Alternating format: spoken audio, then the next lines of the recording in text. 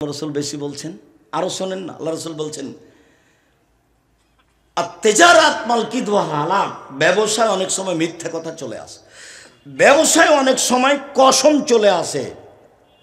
ফাসুবহু বিসাদাকা, তোমরা দান করে এটা মিটিয়ে দাও। এটা একটা উপার্জনের পথ, কিন্তু আল্লাহ রসুল কিভাবে বলছেন? ঋণ নিয়ে কিছু করবেন না। দিন রাত আল্লাহ রসুল ঋণ থেকে বাঁচতে চাইতেন। আহাল পরিবার খেতে পায় না, তখন ঋণ নেওয়া জায়েজ বলেছেন, নিজেও নিয়েছেন, কিন্তু সাংসারিক সুবিধার জন্য, ব্যবসার জন্য ঋণ নিতে হবে। আল্লাহ রসুল দিন রাত তার থেকে বাঁচতে চেয়েছেন। বলছিলাম, এক, প্রতিপক্ষকে ক্ষমা করবেন, তার নাম সদাচরণ। দুই, প্রতিপক্ষের জন্য আল্লাহর কাছে ক্ষমা চাইবেন, তার নাম সদাচরণ। সে যত বড়ই অপরাধী হোক না কেন, মাফ করতে শিখতে হবে। মাফ করতে শিখতে হবে, জরুরি। জান্নাত পাবে, দামি জান্নাত ওরা, আল্লাযীনা ইউনফিকুনা ফিস সাররাই ওয়াজ যাররাই ওয়াল কাযিমিনাল গায়জ ওয়াল আফিনা আনিন নাস। যারা সচ্ছল অসচ্ছল অবস্থায় দান করতে পারে, এরা দামি জান্নাত পাবে। দুই, যারা মানুষকে মাফ করতে পারে। তিন, যারা রাগকে দমন করতে পারে। রাগ দিয়ে প্রতিশোধ নিতে হবে না, নইলে খারাপ হয়ে যাবে। রাগ করে কথা বললে কথা এলোমেলো হয়ে যাবে, টিকতে পারবেন না, পরে অপমান হতে হবে, মানুষের কাছে ক্ষমা চাইতে হবে। রাগ উঠে গেলে বাড়ি চলে আসেন, বিছানায় শুয়ে যান, যা হবে হবে, জমি জায়গা লুটে নিয়েছে। রাগের ফল খারাপ, আল্লাহ বলছেন এভাবে। চলেন,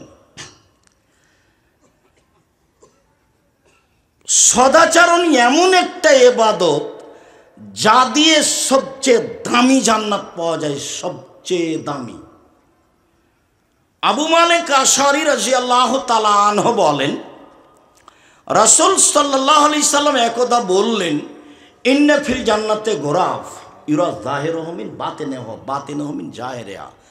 জান্নাতে কতগুলি দামি দামি ঘর রয়েছে, খুব উন্নত মানের পদার্থ দিয়ে তৈরি।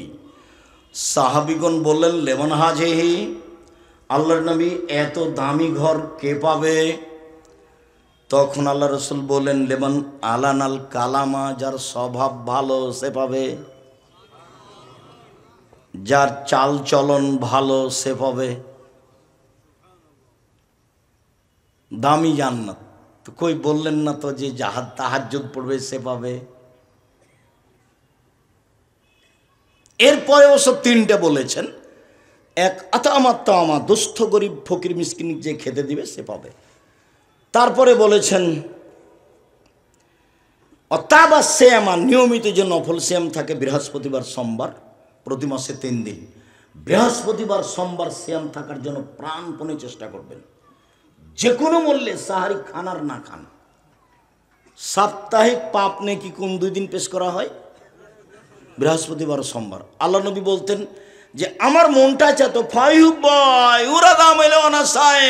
আমার মন চায়, আমার যখন আল্লাহ রিপোর্ট দেখবে তখন দেখুক যে সেম আছে, এই নাও বৃহস্পতিবার সোমবারের রিপোর্ট না, আমি সেম আছি।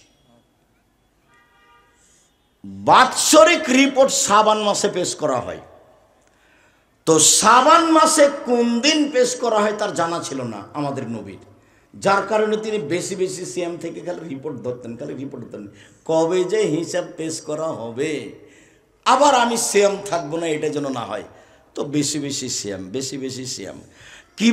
কিভাবে ভারত, বাংলাদেশ, পাকিস্তানের আলেম ওলামা জেনে নিলেন সেদিন নাকি 15 শ্রাবণ। তাই তারা কলকারখানা, অফিস আদালত, কোচকাটারি, শিক্ষা প্রতিষ্ঠান সব কিছু বন্ধ করে রাতে গোসল করে আতর গোলাপ মেখে সিএম থাকে। আল্লাহ রাসূল এটা বুঝতে পারেননি, জানতে পারেননি, যার কারণে তিনি বেশি বেশি সিয়াম থাকতেন রিপোর্ট ধরার জন্য। 4, অসাল্লা বিল্লাহি ওয়ান নাস নিয়াম, মানুষ যখন ঘুমিয়ে তখন সালাত আদায় করে রাতে তাহাজ্জুদ।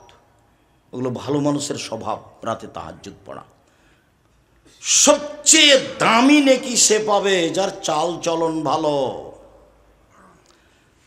শুধু তাই নয়, জান্নাতুল ফেরদাউস সে পাবে যার চাল চলন ভালো। এক খেয়ালে চেয়ে থাকেন, আমি বলছি। উমামা বাহেলি রাদিয়াল্লাহু তাআলা আনহু বলেন, রাসূল সাল্লাল্লাহু আলাইহি সাল্লাম বলেছেন, আনা যাইমুন বিবাইতিন লিমান তারাকাল মেরা ওয়াইন কানা মুহিক্কান। সত্য হলেও কেউ যদি তর্ক না করে, তর্ক ছেড়ে দেয়, আমি মুহাম্মদ সাল্লাল্লাহু আলাইহি সাল্লাম তাকে জান্নাতে একটা ঘর নিয়ে দেব। তর্ক। আব্দুর রাজ্জাক সাহেব এটা বলেছেন, আরে না এটা বলেছেন, আরে না এটা বলেছেন। আসসালামু আলাইকুম, গেলাম ভাইজান, আপনি থাকেন, আমি তর্ক করতে রাজি নই। এই লোককে আল্লাহর নবী একটা জান্নাতে ঘর নিয়ে দিবেন বলে তিনি দাবি জানিয়েছেন, স্বীকৃতি দিয়ে গেছে। ওবে বাইতিন ফি রাবাদিল জান্নাহ লিমান তারাকাল কিযবা ওয়াইন কানা মাজে। কেউ যদি মজাক করে হলেও মিথ্যে না বলে, আমি মুহাম্মদ সাল্লাল্লাহু আলাইহি সাল্লাম তাকে জান্নাতে একটা ঘর নিয়ে দিব। মজাক করে হলেও মিথ্যে বলা হবে না। মজাক করে বাপ মা ছেলে মেয়েকে ভয় দেখায়, চুপ থাকো জুজু বুড়ি আছে, এ আসলো, চুপ থাকো, এগুলো বলা হবে না।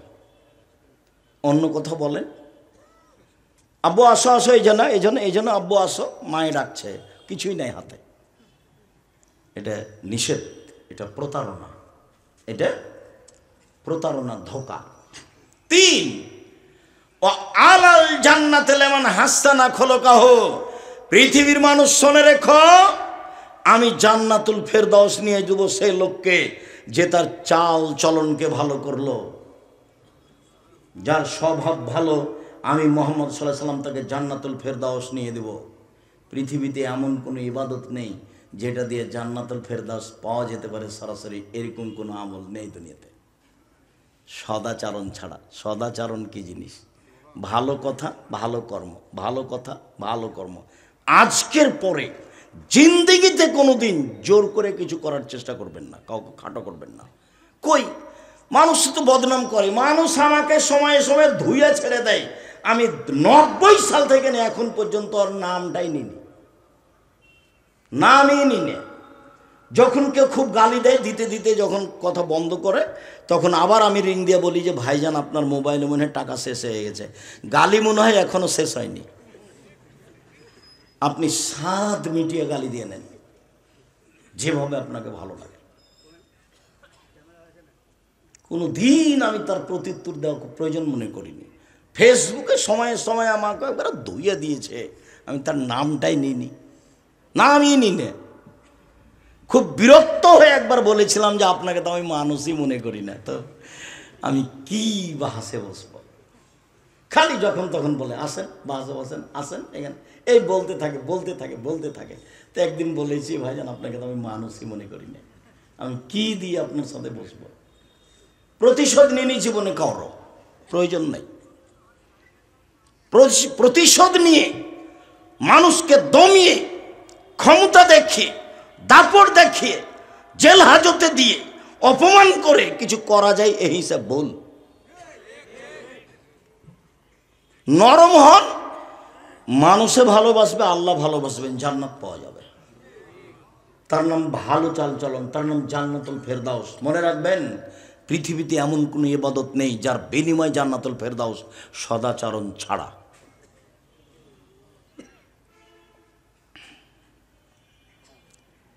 আয়েশা রাদিয়াল্লাহু তাআলা আনহা বলেন, রাসূল সাল্লাল্লাহু আলাইহি সাল্লাম বলেছেন, ইন্নামাল মুমিন ইয়াজুদু বিহুসনি খুলুকিহি দারাজাতাস সাইমুল কায়েম। অবাক, সদাচরণ একটা ইবাদত যা দিয়ে বড় বড় 2টা ইবাদতের নেকি হয়। বড় বড় 2টা ইবাদতের নেকি। এক, নিয়মিত তাহাজ্জুদ পড়লে যে নেকি হয়, সদাচরণ দিয়ে সেই নেকি হয়। 2, নিয়মিত নফল সিয়াম, রোজা থেকে যে নেকি হয়, সদাচরণে, ভালো আচরণে সে নেকি হয়। মনে থাকবে কি না? ইবাদত হলো একটা, সদাচরণ। এ 2টা বড় বড় ইবাদতের সমান। এক, তাহাজ্জুদ, আর এক হলো সিয়াম রোজা। মনে থাকবে না মনে হয়? সদাচরণ দিয়ে দুইটা বড় বড় ইবাদতের নেকি হয়, দুইটারই পার্সোনাল বিনিময় জান্নাত। রাতে তাহাজ্জুদ মানে রাসূলের সাথে থাকা যাবে, রাতে তাহাজ্জুদ মানে রাসূলের সাথে থাকা যাবে, এতিম পালন মানে রাসূলের সাথে থাকা যাবে। রাতে তাহাজ্জুদ পড়লে রাসূলের সাথে থাকার সুযোগ হয়। তো সদাচরণ করলেই তো রাতের সলাতের সমান নেকি হয়। নিয়মিত নফল সিয়াম, নফল সিয়াম মানে অনেক দামি জান্নাত পাবে। তো সদাচরণ করলে নফল সিয়ামের নেকি হয়, এই কথা মুহাম্মদ সাল্লাল্লাহু আলাইহি সাল্লাম বলেন। একজন সাহাবী বলছেন জোহায়না কাবিলার যে কালা আসহাব রাসূলুল্লাহ সাল্লাল্লাহু আলাইহি সাল্লাম, সাহাবীগণ আল্লাহর নবীকে বললেন, আচ্ছা আল্লাহর নবী, মা খায়রু মা উতিয়াল ইনসান, আল্লাহ যে মানুষকে নিয়ামত দিয়েছেন তার সবচেয়ে উত্তম কোনটা? আল্লাহ মানুষকে নিয়ামত দিয়েছেন হাত, হাত যে নিয়ামত এটা কখন বুঝবেন? এখন হাত নেই যার তাকে জিজ্ঞাসা করেন। পা যে নিয়ামত এটা কিভাবে বুঝবেন? যার একটা পা নেই তাকে জিজ্ঞাসা করেন তার পেশাব পায়খানায় কত সমস্যা। তাহলে পা যে নিয়ামত এটা ওকে জিজ্ঞাসা করলে বুঝতে পারবো। অর্থ সম্পদ আহাল পরিবার ছেলে মেয়ে তো আছেই। তো রাসূল সাল্লাল্লাহু আলাইহি সাল্লামকে বলা হলো সবচেয়ে উত্তম নিয়ামত কোনটা? তখন আল্লাহ রাসূল বললেন আল খুলুকুল হাসান, সবচেয়ে উত্তম নিয়ামত আল্লাহর পক্ষ থেকে ভালো আচরণ। কারো বদনাম করে দিন কাটাবেন না। গীবত এমন ভাবে আজকে উঠবেন যে গীবতের মুখে পেশাব করে দিলাম, জিন্দেগিতে গীবত করব না, যা কিছু আমার অর্থ সম্পদ বদনাম করে লুটে নেই তাতে আসে যায় না।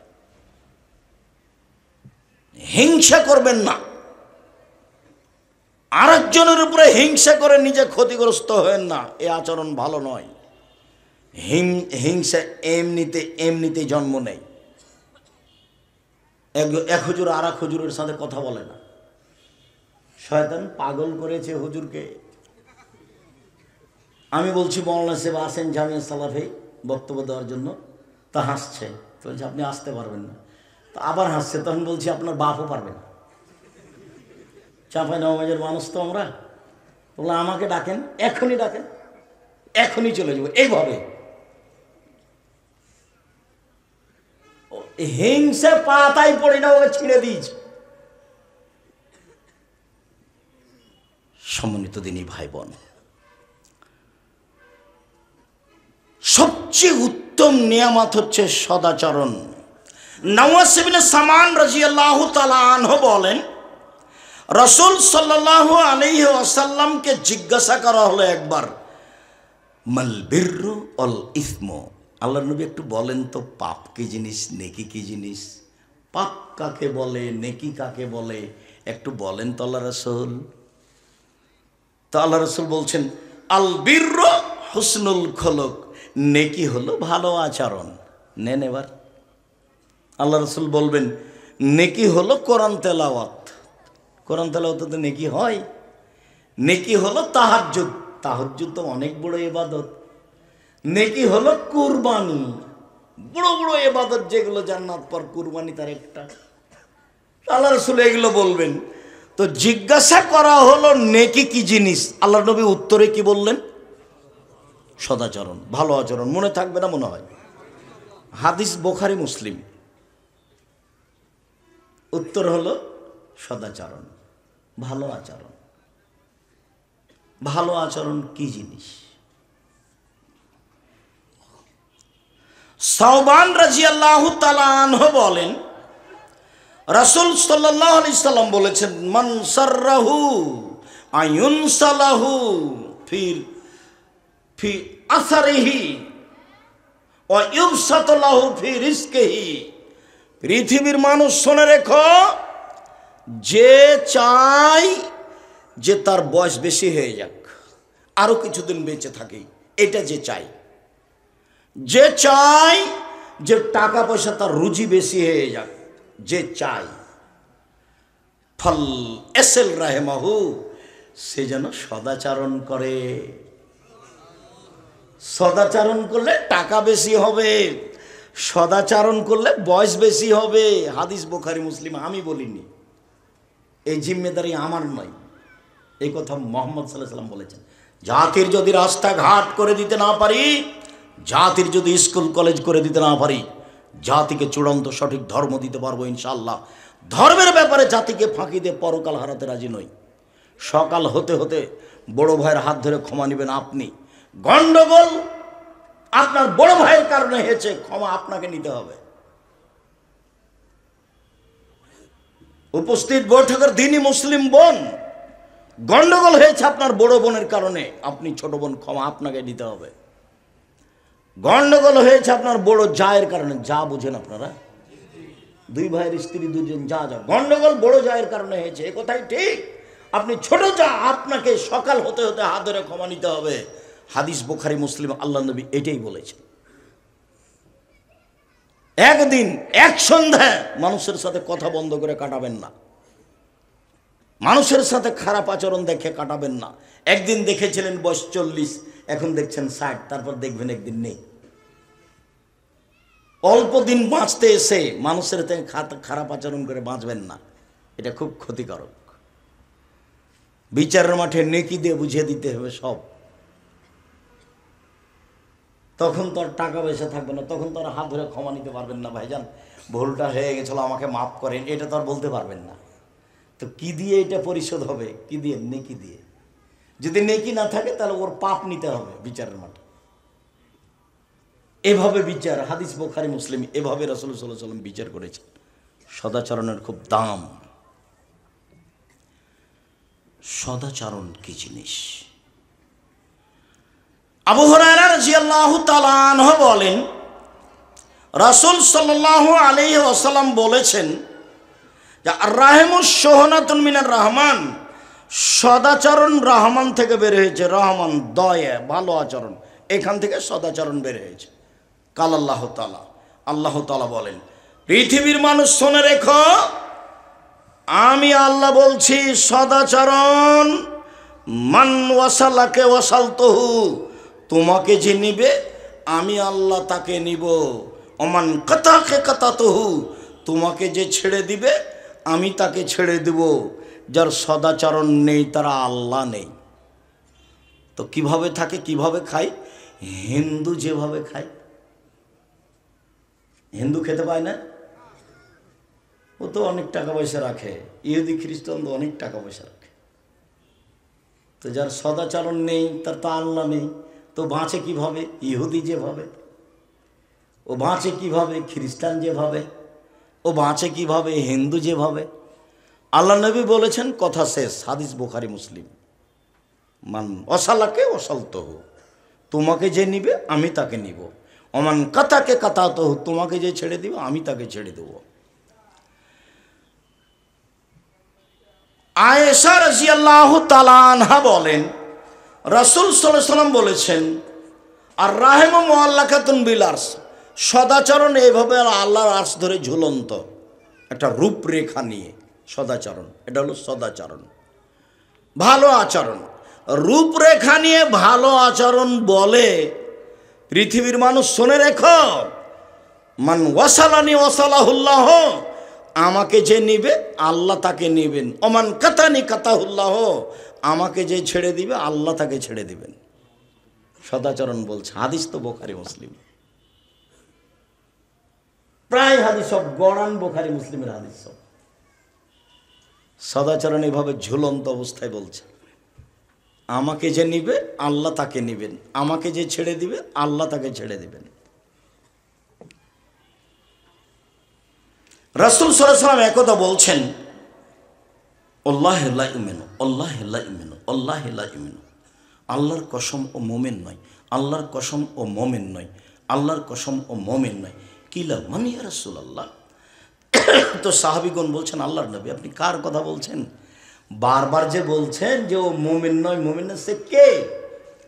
তখন আল্লাহ রসুল বলছেন, মাল্লা ইয়ামান জারহু বায়াকাহু, যে তার প্রতিবেশীকে কষ্ট দেয় সে মুমিন নয়।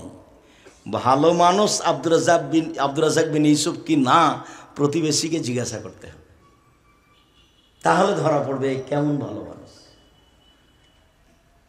একটা লোক এসে বলছে আল্লাহ রসুল কিফা আলামনি আশা তো আহসান, তো আমি কি দিয়ে বুঝবো যে আমি ভালো মানুষ আমি খারাপ মানুষ?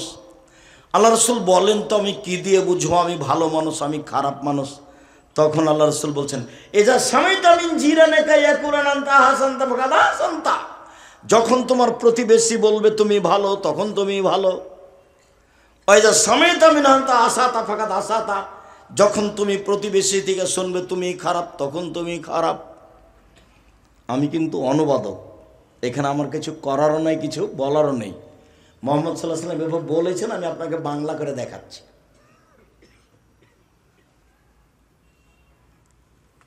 একজন সাহাবী রাসূলকে এসে বলছেন, আল্লাহ রাসূল, ইন্না ফুলানাতান তুযকারু মিন কাসরাতি সলাতে হাসামে হাসাদাকাতিহা গায়রান নাহ তুজি জিরানা বিলিসানিহা।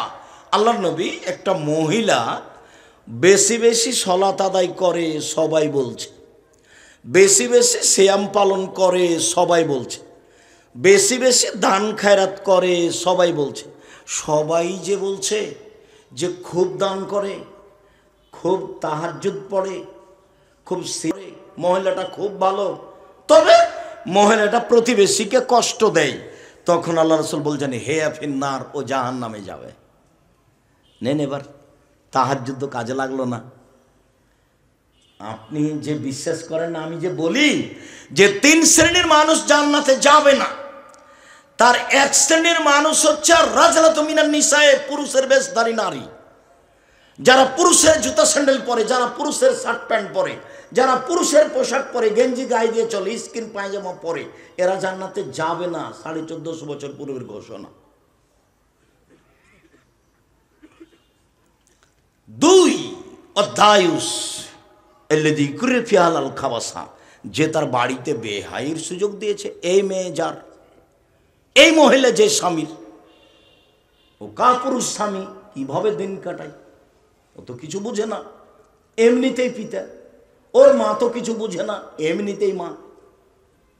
ওর বাপে বিবাহ দিয়েছে, স্বামীর কাছে গেছে, তাই বাচ্চা হয়েছে, সেজন্য ও মা। মা কাকে বলে তার তো কোনোদিন হিসাব নেই। 1 মিনিট, একটু পরে সদাচরণে কথা আসছে, যেহেতু এখানে কথাটা মনে পড়েছে, মাথায় বারবার আঘাত করছে, একটু বলে নি। জাবের রাদিয়াল্লাহু তাআলা আনহু বলেন যে আমি একদা আল্লাহ রাসূলের সাথে যুদ্ধ করতে গেছিলাম, ফিরে আসছি, মদিনায় ঢুকবো। এখন ঢুকবো তো আল্লাহ রাসূল বলছেন, এই সাহাবীগণ সবাই এখানে বসেন, সকালে বাড়ি যাব। তো আমি জাবের বললাম, আল্লাহর নবী, আমি তো নতুন বিবাহ করেছি, আমাকে একটু বাড়ি যেতে অনুমতি দেন।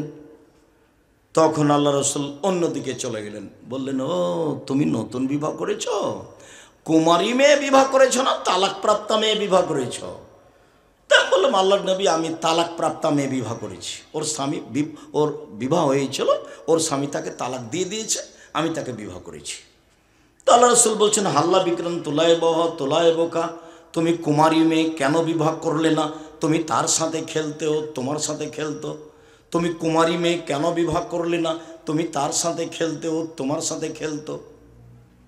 যাক, আল্লাহ রাসূল তো এই পর্যন্ত বললেন। এখন দেখেন জাবের কি বলেন। জাবের রাদিয়াল্লাহু তাআলা আনহু বলেন, আল্লাহ নবী শোনেন, আমার আব্বা উহুদের যুদ্ধে শহীদ হয়েছেন 9 জন মেয়ে রেখে, আমার 9টা বোন আছে। আল্লাহ রাসূল শোনেন, হাদিস কিন্তু বুখারী মুসলিম, আমার আব্বা উহুদের যুদ্ধে শহীদ হয়েছেন 9টা মেয়ে রেখে, আমার 9টা বোন আছে। আক্রাহু আন আতাযাওয়াজা মিসলাহুন্না অফিরাতিল আল খারকা, আমার বোনদের মতো কম বয়সের মেয়েকে আমি বিবাহ করা পছন্দ করিনি 4টা কারণে।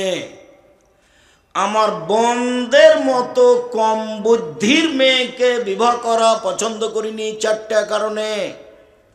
1, আমার স্ত্রী যেন আমার বোনদেরকে বিদ্যে শিখাতে পারে, কম বয়সের মেয়ে হলে বিদ্যা শিখাতে পারবে না, এই জন্য বেশি বয়সের মেয়ে বিবাহ করেছে। দুই, বলে তুয়ার দেবা হন না, আমার স্ত্রী যেন আমার বোনদেরকে শিষ্টাচার শিখাতে পারে। কম বয়সের মেয়ে হলে শিষ্টাচার শিখাতে পারবে না, এই জন্য বেশি বয়সের মেয়েকে বিবাহ করেছি, যাতে করে আমার 9টা বোনের শিষ্টাচার দিতে পারে। তিন, বলে তুরাজ্জেলা হন না, আমার স্ত্রী যেন আমার বোনদের মাথার চুল চিরুনি করে কাপড় চোপড় দিয়ে সাজগোজ করে পরিপাটি করে রাখতে পারে, এই জন্য আমি বেশি বয়সের মেয়ে বিবাহ করেছি। চার, বলে তাকুমা আলাইহিন না, আমার স্ত্রী যেন আমার বোনদেরকে পাহারা দিতে পারে। পাহারা মা মানে পাহারাদার। আমি আপনাকে কষ্ট দিনই, এখন আপনার মেয়েটা বসে আছে, নখ বড় আছে, বলেন তো আর আপনার স্ত্রী পাহারাদার? ওই স্ত্রী আপনার মেয়েকে বলিয়েন যে আম্মু তুমি তোমার মাকে খালা বলে সৎমা বলে ডাকো, ও সৎমা, কষ্ট নিয়েন না। আমি জানি এটা তার মা, সৎমা নয়, কিন্তু আমি কোনোদিন স্বীকৃতি দিইনি। আমি বলেছি এটা তোমার সৎমা, এটা তোমার খালা। নবী বলেছেন নবীগণের বৈশিষ্ট্য 10টি, সব নবীর খাসলাত ছিল 10টি, সব নবীর অভ্যাস ছিল 10টি, সব নবীর নিয়ম নীতি ছিল, স্বভাব ছিল 10টি। এক, মোচ কেটে ফেলা, চেঁচে ফেলা নয়। দুই, দাড়ি বড় করা, চেঁচে ফেলা হারাম, ছোট করাও হারাম। চেঁচে ফেললে চোখের পাওয়ার কমে যায়, চেঁচে ফেললে স্ত্রী মিলনের ক্ষমতা কমে যায়। তিন, কাসুল আজফারে, নখ কেটে ফেলা, সব নবীর বৈশিষ্ট্য ছিল নখ কেটে ফেলা। আপনার চোখের সামনে আপনার মেয়ে নখ বড় দিয়ে আছে আর নেইল পালিশ দিয়েছে। ইহুদি খ্রিস্টানদের পতিতালয়ের মেয়েদের বৈশিষ্ট্য হচ্ছে নখে নেইল পালিশ দেওয়া। ইহুদি খ্রিস্টানদের পতিতালয়ের মেয়েদের বৈশিষ্ট্য হচ্ছে নখে নেইল পালিশ দেওয়া। আর কপালে টিপ দেওয়া হিন্দুদের নীতি। হিন্দুদের মেয়েদের বিবাহ করার 10টি পদ্ধতি আছে, তার একটি পদ্ধতি হলো রাক্ষসী বিবাহ। মেয়ের বাপ বিবাহ দিবে না, ছেলেটা জোর করে বিবাহ করবে, কপালে টিপ দিতে পারলে বিবাহ হয়ে গেছে। টিপ দেওয়া প্রথা হিন্দুদের পক্ষ থেকে এসেছে। আমি পিতা, আমি মা। শিষ্টাচার কাকে বলে কেউ বুঝে না, শিষ্টাচার কাকে বলে। এমনি থাকে, খায়, পেশাব পায়খানা করে দিন কাটায়। শিষ্টাচার কেউ বুঝতে চায় না। শিষ্টাচার ঘোড়ার ডিম। আপনার স্ত্রী পাবনা শহরে একটা তরকারির বাটি কিনেছে, তরকারির বাটি, সেটা হলো রুই মাছ। এটা কোন শিষ্টাচার? আপনার স্ত্রী একটা আয়না কিনেছে, আয়না মুখ দেখার, চোখ দেখার, সেটা হলো কাতল মাছ। এটা কোন শিষ্টাচার? আপনার স্ত্রী কিছু প্লেট কিনেছে, তাতে আছে চিংড়ি মাছ। এটা কোন শিষ্টাচার? আপনার বাচ্চার পেশাব পায়খানার জন্য একটা পট কিনেছেন, সেটা হলো ঘোড়া। এটা কোন শিষ্টাচার? আপনার বাড়িতে শোকেজে আপনার স্ত্রী পুতুল সাজিয়ে রেখেছে, কাঁকড়া। এটা কোন শিষ্টাচার? আপনি আপনার পুতনির নাতনির জন্য ছেলের পক্ষ থেকে, মেয়ের পক্ষ থেকে তার জন্য পুতুল কিনে নিয়ে এসেছেন, হুজুরের বাড়িতে পুতুল আছে। এটা আবার কোন শিষ্টাচার?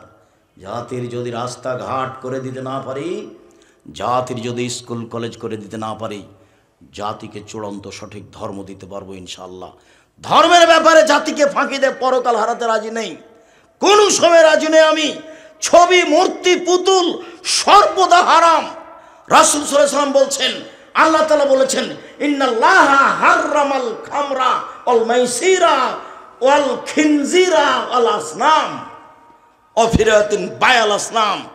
যেই ভাষা দিয়ে মদ হারাম করা আছে, যেই ভাষা দিয়ে জুয়া হারাম করা আছে, যেই ভাষা দিয়ে সোর শুকুর হারাম করা আছে, ওই ভাষা দিয়ে পুতুল কিনা হারাম ঘোষণা করা আছে। ওই ভাষা দিয়ে পুতুলের ব্যবসা হারাম ঘোষণা করা আছে। ভাষা একই, সবটাই হারামা। সোর হারামা, মদ হারামা, জুয়া হারামা, পুতুল হারামা, একই শব্দ, একটাই শব্দ দিয়ে হারাম করা আছে সব। কেমনে আপনার বাসায় পুতুল থাকতে পারে? এটা কেমনে শিষ্টাচার হয়? আমি এক মন্ত্রী, এমপিকে বলছি, ভাইজান একটু মূর্তিটা নামাতে হবে ভাইজান, না হলে তো আমি এখানে বসতে পারবো না। তখন আমাকে বলছেন, আরে আমি খাঁটি আহলে হাদিস, তাই বলছে আমাকে। তখন তার পাশে বাঘের মূর্তি আছে। আমি যে ভাইজান আমাকে মাফ করবেন, যদি আপনার এই সরানো সম্ভব না হয় তাহলে আমি চলে যাচ্ছি। তো আচ্ছা আচ্ছা ঠিক আছে বসেন, আমি সরাচ্ছি। সরিয়ে দিল, তখন আমি বসলাম। একজন মাওলানা নোয়াখালীতে এক বাড়িতে বসে আছে ঘরে। তো আমি দরজায় সালাম দিচ্ছি, আসসালামু আলাইকুম। তারপর ঘরে দেখছি সব ভেন্টিলেটার, বুঝেন আপনারা ভেন্টিলেটার বুঝেন, সব ঘোড়া। তো বলছি ইন্না লিল্লাহ, ভাইজান আমি এখানে যে বসবো না, যদি সম্ভব না হয় তাহলে আমি ফিরে যাব। কি করতে হবে বলেন? বলে সব ভেন্টিলেটার ভেঙে দিতে। বলে ঠিক আছে তাই করছি। আপনি আমার বাসা থেকে ফিরে যাবেন মানে? সব ভেন্টিলেটার ভেঙে ফেলে দিলাম, সব ভেঙে ফেলে দিয়েছে, তারপরে ঢুকেছি। একজন হুজুর আগে থেকে বসে আছে। রংপুরের এটা দিনাজপুর শহরে যারা নির্বাচনের মধ্যে ব্যস্ত থাকে, ওর অফিসে চতুর্দিকে মূর্তি আছে। তো মৌলানা সাহেব বসে আছেন। মৌলানা সাহেব মারা গেছেন, সেদিনই কণ্ঠ বন্ধ হয়ে গেছিল, বড় মৌলানা। তা আমি দরজায় সালাম দিচ্ছি, আসসালামু আলাইকুম, ইন্না লিল্লাহি ওয়া ইন্না ইলাইহি। ভাইজান আপনি এখানে যে, আরে আপনি মহাদ্দেশ মানুষ, এ কথা আমাকে বলছে। তা আমি ঘুরে বলছি, এই ছেলে চলো তো, রিক্সা কোথায়? আমার এখানে থাকা হবে না। তা আমি চলে গেলাম। কোথায় নিয়ে যে রাখলো, ও ঘরেই বসিনি আমি। অনেক দিন যে ঘরে বসতে দিয়েছে সে খাটে আছে ময়ূর, ওটা না কাটা পর্যন্ত ঘরে বসিনি। আল্লাহ রাসূল ঢোকেননি সেই বাড়িতে। এর সাথে কোনো আপোষ নেই। কেমনে আপনার স্ত্রীটা কিনতে পারে?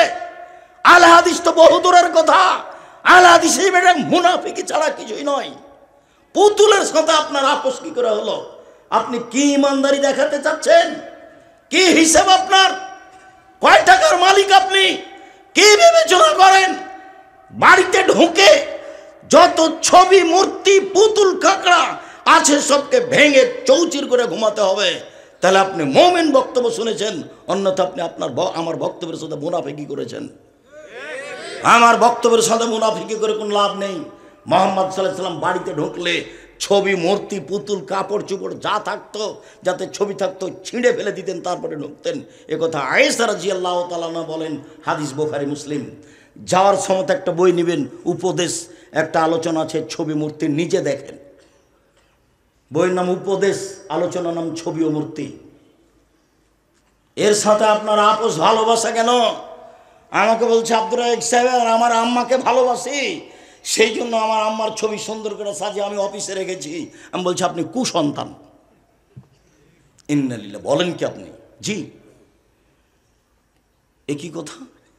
বলে ভালো সন্তান হচ্ছে ওই যে মাকে কবর দিয়ে এসে বাড়িতে ঢুকে মায়ের পাসপোর্ট সাইজের একটা ছবি ছিল, তাকে টুকরা টুকরা করে ছিঁড়ে ফেলে কবরের পাশে গিয়ে কোনো দোয়া জানে না, হাত তুলে বলছে আল্লাহ আমার মাকে ক্ষমা করো। এই সবচেয়ে ভালো সন্তান। এ হলো সুসন্তান। যে মাকে ভালোবাসা দেখাচ্ছে ছবি দিয়ে হলো কুসন্তান, অশিক্ষিত সন্তান। ওকে যদি আমি বর্বর, অসভ্য, অশিক্ষিত প্রমাণ করতে না পারি, জাতির সামনে বক্তব্য দিব না। 30 বছর থেকে বলে এসে আজকে নতুন নয়। সম্মানিত দিনী ভাই বোন, আপনার স্ত্রী আপনার বাচ্চাটার জামার হাতখানটা ডান হাত ঢোকাবে না বাম হাত ঢোকাবে এ কথা জানা নাই। শিষ্টাচার কাকে বলে? আপনার স্ত্রী আপনার বাচ্চার কোন পায়ের জুতাটা আগে পরাবে এইটা তার জানা নাই। শিষ্টাচার কাকে বলে? আপনার স্ত্রী আপনার বাচ্চাকে দুধ খাওয়ার সময় বিসমিল্লাহ বলে না, এটা তার জানা নাই। শিষ্টাচার কাকে বলে? যতবার আপনার স্ত্রী বাচ্চাকে দুধ খাওয়াচ্ছে, যদি আপনার স্ত্রী বিসমিল্লাহ না বলে, এ দুধ শয়তান খাবে, নিশ্চিত খাবে, অবধারিত খাবে, খাবেই খাবে। নবী বলেছেন খাবে, অতএব খাবে। আপনার স্ত্রী দরজাটা বন্ধ করে বিসমিল্লাহ বলে না, শিষ্টাচার কাকে বলে? আপনার স্ত্রী আপনার বাচ্চা যখন পানি খায় তখন বাম হাতে গিলাস ধরে থাকে, আপনার স্ত্রী বলে না ছি ছি ছি আব্বু আব্বু আব্বু, বাম হাতে শয়তান খাবে, বাম হাতে শয়তান খাবে, ডান হাতে ধরো, ডান হাতে ধরো। এই কথা আপনার স্ত্রী বলে না। শিষ্টাচার কাকে বলে? পেশাব পায়খানা যাওয়ার সময় আপনার স্ত্রী বলে না দোয়া পড়ে ঢোকো। শিষ্টাচার কাকে বলে? শোয়ার সময় ডান কাতে শয়, কথা আপনার স্ত্রী বলে না। শিষ্টাচার কাকে বলে? আম্মু আমাকে সালাম দিয়ে বাড়ি থেকে বের হও, আপনার স্ত্রী বলে না। শিষ্টাচার কাকে বলে? আম্মু বাড়িতে ঢোকার সময় সালাম দিয়ে ঢুকতে হবে, আপনার স্ত্রী বলে না। শিষ্টাচার কাকে বলে? শিষ্টাচার কি জিনিস? শিষ্টাচার না আমি জানি না আমার স্ত্রী জানে, দুইজন মিলে থাকি আর খায় আর পেশাব পায়খানা করে দিন কাটাই পশু প্রাণীর মতো। বুঝেও বোঝে না ওরা, অন্তর আছে বুঝে না, দেখেও দেখে না ওরা, চক্ষু আছে দেখে না, শোনেও শোনে না ওরা, কান আছে শোনে না। উলায়েকা কালা নাম, তারা পশু প্রাণীর মতো, তারা গরু ছাগলের মতো, তারা কুকুর শৃগালের মতো, বালু মাজাল বরং তার চেয়ে খারাপ। আল্লাহ বলছেন আমার আপনার জীবিকা নির্বাহ পশু প্রাণী কুকুর শৃগালের চেয়ে খারাপ। এটা তো পাবনা, রংপুর হলে বলতাম, বৃহত্তর রংপুর, বৃহত্তর দিনাজপুর, বলতাম এই ছেলে তোমার আব্বাকে যদি আমি কুকুর শৃগালের চেয়ে খারাপ প্রমাণ করতে না পারি বক্তব্য দেব না। কিভাবে আব্দুর রাজ্জাক সাহেব? তোমার দাদা মরা 10 বছর হলো, তোমার দাদা 15 শতক জমি রেখে গেছে, তোমার বাপ নিবে 10 শতক, তোমার ফুফু নিবে 5 শতক, তোমার ফুফু নিবে বিকালে আর তোমার বাপ নিবে সকালে, এটা প্রমাণ করো দেখি। বলে না, একসাথে নিবে। তো 10 বছর হলো তোমার দাদা মরা, এখন পর্যন্ত তোমার বাপ তোমার ফুফুকে জমি দেয়নি, বলো তোমার বাপ কুকুর শৃগালের চেয়ে খারাপ না ভালো? তো বলছে ঠিক বলেছে। এখন কি করতে হবে? তুমি তো বলছো ঠিক বলেছে, এখন কি করতে হবে? এখন তোমার আব্বাকে গিয়ে বলবো আব্বা ভাগ্য নিয়ে এসেছি, আব্বা ভাগ্য ছেড়ে আসেনি, ভাগ্যে যদি জমিদারি থাকে জমিদারি করে খাবো, ভাগ্যে যদি ভিক্ষা চাওয়া থাকে ভিক্ষা করে খাবো, ফুফুর জমি খেয়ে বাঁচতে রাজি নই। সকাল হতে হতে ফুফুকে ডেকে আপোষ করে জমি বুঝিয়ে দেন। পাবনাতে এই হিসাব নেই, বাপ মরার সাথে সাথে জমি ভাগ করে দেয়, থাকলে খুবই কম। চাঁপাইনবাবগঞ্জে থাকলে, আর যৌতুক তো, যৌতুকের টাকা দিয়ে চাউল কিনে ভাত খেয়ে বাদাত কবুল হবে না, যৌতুকের টাকা দিয়ে চাউল কিনে ভাত খেয়ে বাদাত কবুল হবে না, ভিক্ষা করা টাকা দিয়ে চাউল কিনে ভাত খেয়ে বাদাত কবুল হবে। ভিক্ষা করতে হবে না। ভিক্ষা করবো কেন? কলা বিক্রি করে খাবো, দিন মজুরি করে খাবো। আব্দুর রাজ্জাক সাহেব ভিক্ষার কথা বলেন কেন? আমি ভিক্ষার কথা বলিনি। তোমার বাপ তোমার শ্বশুর কাছে যৌতুক নিয়েছে, তোমার বাপের স্বভাব খারাপ, 24 ঘন্টার মধ্যে তোমার বাপকে টাকা ফেরত দিতে হবে। সাইকেল মোটরসাইকেল টাকা পয়সা খাটলা যা নিয়েছ নেহায়াত আল্লাহ হারাম, আগামীকাল সন্ধ্যা হতে হতে ফেরত দিতে হবে। পরের জিনিস নিয়ে মাতাব্বরি করো না, কাজ করে খাও। দিন গেলে বিকালবেলায় শ্বশুরকে একটা লুঙ্গি কিনে দিও, আব্বা অনেক কষ্ট করে মেয়ে মানুষ করে আমার হাতে দিয়েছেন, আপনার জন্য আমি একটা উপহার লুঙ্গি নিয়ে এসেছি, গরিব মানুষ, তোমার জন্য একটা মনে বল থাকবে। মানুষের টাকা নিয়ে দিন কাটাও কেন? সেটা তো হারাম। বলছিলাম সম্মানিত দিনী ভাই বোন, সদাচরণ, আবু হুরায়রা রাদিয়াল্লাহু তাআলা আনহু বলেন রাসূল সাল্লাল্লাহু আলাইহি সাল্লাম বলেছেন আল মুমিন লিল মুমিন কাল বুনিয়ান ইয়াসুদ্দু বাযুহু বাযান সুম্মা সাব্বাকা বাইনা আসাবি, বুখারী মুসলিম। আল্লাহ রাসূল বলছেন একজন মুমিন আর একজন মুমিনের সাথে এইরকম, একজন মুসলমান আর একজন মুসলমানের সাথে এইরকম, সুম্মা সাব্বাকা বাইনা আসাবিহি, প্রাচীরের মতো, এইরকম প্রাচীরের মতো। তারপর প্রাচীর দেখাচ্ছেন, ডান হাতকে বাম হাতের আঙ্গুলের মধ্যে ঢোকালেন, দেখেন দেখেন মহিলারা দেখতে পাই কি না, আঙ্গুল যেমন একটা আর একটার মধ্যে ঢুকে গেল, সারা পৃথিবীর মুমিন মুসলমান এরকম একসাথে এইভাবে থাকবে। দেখেন একজন আর একজনকে মানতেই পারে না। আর ফেসবুক তো আমি চালাতে পারি না, আমি তোর মোবাইল রিং হলে খালি অন করতে পারি, আপনার নামটা আমি সেভ করতে পারি না, খালি আমি শুনি যে এগুলো মানুষে বলছে। মোমেন এইভাবে, এ কথা আল্লাহ রসুল উদাহরণ দিয়ে দেখাচ্ছে। আর একটা দেখেন, আল্লাহ রসুল বলছেন আল মুমিন লিল মুমিন কারাজুলিন ওয়াহিদ, সারা পৃথিবীর মুমিন মুসলমান একজন। ইনিস্তাকা আইনহু ইস্তাকা কুল্লহু, যদি চোখে ব্যথা হয় সম্পূর্ণ শরীরের লোকটা ব্যথা বুঝে। একজন যদি বিপদে পড়ে প্রতিবেশী সব মোমেন বিপদ বুঝবে। ভাইজান কি করা লাগবে? রাত 12টায় বাড়িতে চিল্লাচিল্লি, তাড়াতাড়ি প্রতিবেশী হিসাবে উঠে, ভাইজান কি করতে হবে? অ্যাম্বুলেন্স আনতে হবে। কি হয়েছে? ডাক্তার ডাকতে যাব। এর নাম হলো প্রতিবেশী, এর নাম হলো ভাই ভাই। একেবারে একজন বিপদে পড়েছে আর একজন জানতে পেরে বলছে ঠিক হয়েছে, ঠিক হয়েছে, উচিত হয়েছে। নাউজুবিল্লাহ। আমি গরু জবাই করতে দেখেছি নিজ চোখে। তো আবার প্রতিষ্ঠানের ব্যাপার, আমি আর আগাচ্ছি না, এ পর্যন্ত থাকলাম। আমি নিজে হাতে গরু জবাই করতে দেখেছি। ইমান কবে বিক্রি হয়ে গেছে কি বুঝাতে চাচ্ছে না আমাকে তাহাজ্জুদ পড়ে। কিছু না বুঝলেও কোরআন হাদিস মোটামুটি ভালো বুঝে আলহামদুলিল্লাহ আপনাকে আমি সঠিক পথ দেখাতে পারবো। কোরআন হাদিসের ব্যাপারে এটা আমার দৃঢ়তা কাজ করে ইনশাআল্লাহ। অতএব আপনি আমার দিনী ভাই, আপনি আমার দিনী বোন, আপনাকে আমি অনুরোধ জানাচ্ছি, মুখ খারাপ করে কাউকে কিছু বলে নিয়ে দিন কাটাবেন না।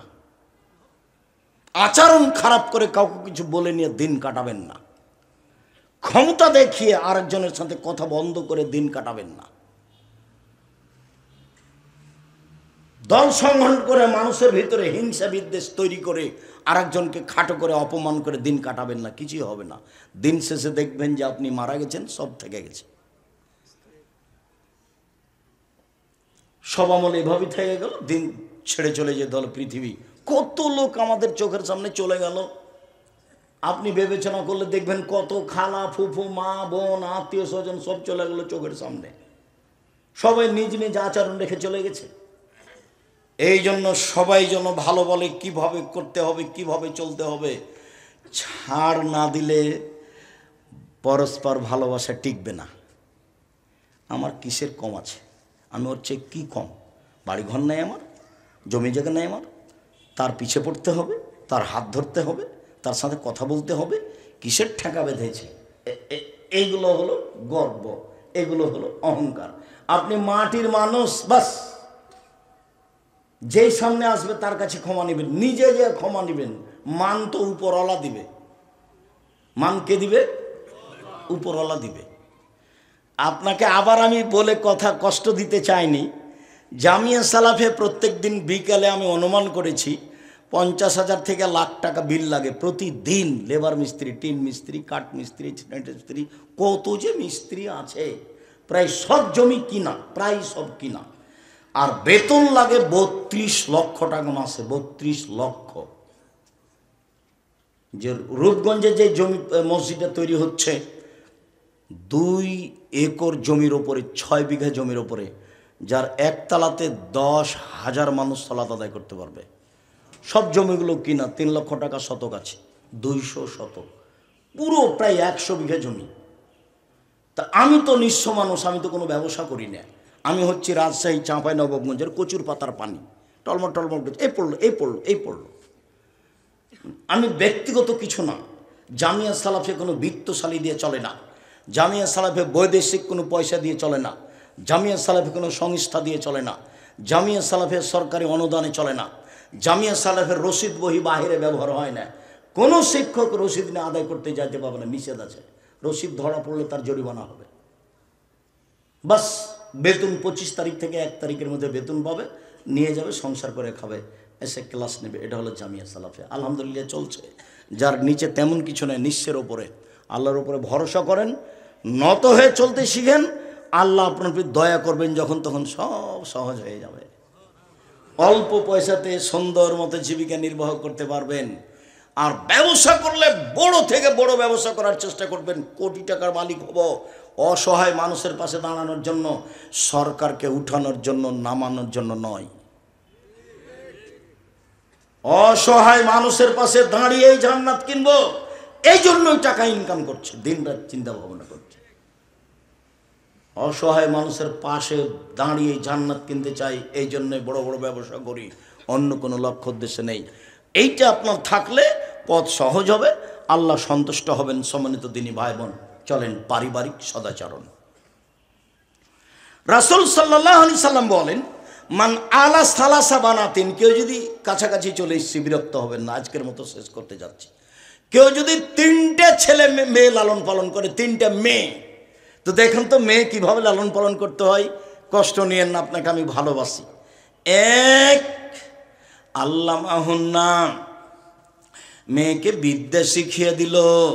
2, আদ্দাবাহুন্না, মেয়েকে শিষ্টাচার শিখিয়ে দিল।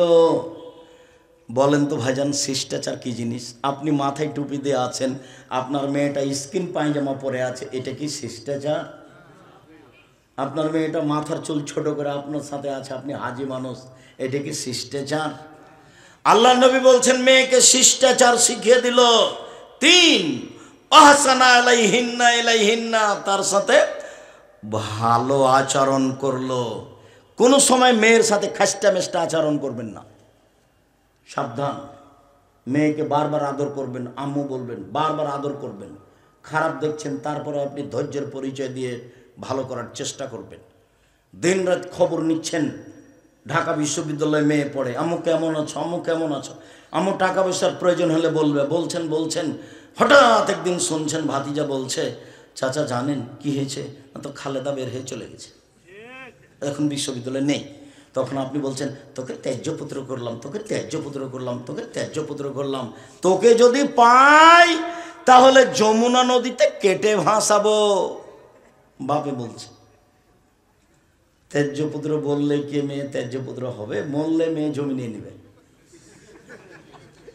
বের হয়ে গেছে যেখানে সেখানে বিবাহ দিয়ে দেন, পথ সহজ, তাড়াতাড়ি যান। গিয়ে বলবেন, চোর চান্ডাল যা হয়ে গেছে। মানিজ্যতার নদী ধরার চেষ্টা করিয়েন না। যত রাগ করে থাকবেন তত জেনা, যত রাগ করে থাকবেন তত জেনা। 10 ছেলের মা হলো জেনা। এমন কোনো পথ নেই তাকে বৈধ করতে পারে। আপনাকে যেতে হবে, দুজন সাক্ষী নিয়ে বলতে হবে ছেলেটাকে যে আমি তোমাদের বিবাহে সম্মতি জানালাম, এই যে আমার দুজন সাক্ষী, বাস এখন সংসার ঠিক আছে। কোর্টের বিবাহ বাতিল, কোর্টের বিবাহ বাতিল, কোর্টের বিবাহ বাতিল। কোর্টে বিবাহ হওয়ার পর যদি 10টা ছেলে হয়, 10টাই ছেলে অবৈধ। বাপ মারা গেলে তার ভাই দিয়ে বিবাহ পড়াতে হবে। তার ভাই মারা গেলে তার নিজের ছেলে যেগুলো অবৈধভাবে হয়েছে তাকে মালিক করে বিবাহ পড়াতে হবে। বিবাহ পড়াতে হবে, বুড়ি হয়ে গেলেও কোনো পথ নেই। না হলে এটা বৈধ করার কোনো পথ নেই, রাসূল সাল্লাল্লাহু আলাইহি ওয়াসাল্লাম না করেছেন। আইয়ো ইমরাতিন নাকাহাত বেগেরা ইজনে ওয়ালিহা ফানিকাহুহা বাতিল, ফানিকাহুহা বাতিল, ফানিকাহুহা বাতিল। যে কোনো মহিলা নিজে বিবাহ করলো অভিভাবক ছাড়াই, সে বিবাহ বাতিল, সে বিবাহ বাতিল, সে বিবাহ বাতিল। শোনেন, পাবনার ঘরের খবর জানা নেই, রাজশাহীর আছে, চট্টগ্রামের আছে, বরিশালের আছে। কি ঘরের খবর?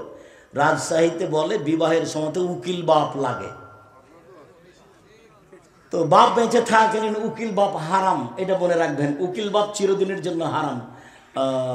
আমি লজ্জা পাচ্ছি তো, আমার বড় ভাই আছে, আমার বড় ভাই উকিল হোক।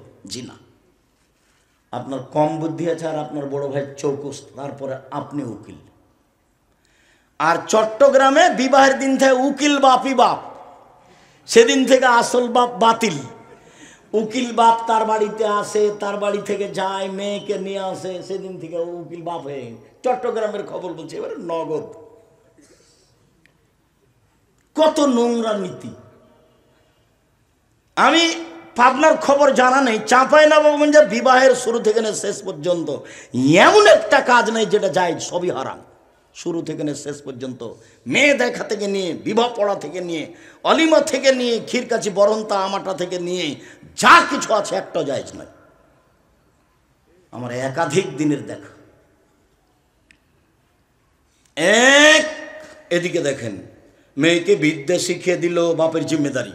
2, মেয়েকে শিষ্টাচার শিখিয়ে দিল, বাপের জিম্মেদারি। 3, মেয়ের সাথে ভালো আচরণ করলো। কুন্নালাহু হেজাবান মিনান নারে ইয়াউমাল কিয়ামা। সেদিন মেয়ে বাপের জন্য জাহান্নাম থেকে অন্তরাল হয়ে যাবে। এদিকে দেখেন, জাহান্নাম থেকে অন্তরাল হয়ে যাবে। মেয়ে 3টে দাঁড়াবে মধ্যে, ওই দিকে আছে জাহান্নাম আর এদিকে আছে বাপ। মেয়েরা আল্লাহকে বলবে, আমার আব্বাকে আগে জান্নাতে দিতে হবে, তারপরে কোনো কথা। মেয়েরা কঠিনভাবে বেঁকে যাবে বিচারের মাঠে আল্লাহর সামনে, আমার আব্বাকে জান্নাতে দিতেই হবে, তারপরে কোনো কথা। এইভাবে দাঁড়াবে মেয়েরা। ওদিকে আছে জাহান্নাম আর এদিকে আছে মেয়ের পিতে, আর মধ্যে আছে 3টে মেয়ে। তো একজন বলছে, আব্দুর রাজ্জাক সাহেব, একটা মেয়ে হলে কি হবে, একটা মেয়ে। তো আমি বললাম যে আপনাকে তো আমি বলেছি ভাইজান, কম ছেলে মেয়ে নেবেন না, খুব লস। একটা ছেলে একটা মেয়ে নেওয়া খুব লস। ছেলে মেয়ে যদি বেশি হয় টাকা পয়সা বেশি হবে। কেউ ঢাকায় থাকবে, কেউ সৌদি আরব, কুয়েত, কাতারে থাকবে, টাকা ইনকাম করবে। কেউ ঢাকায় ব্যবসা, চট্টগ্রামে ব্যবসা, পাবনায় ব্যবসা করবে, টাকা পয়সার অভাব নাই। খালি ঢাকাওয়ালা ডাকবে, আম্মু এখানে আসেন তো, কালকে আসতে হবে।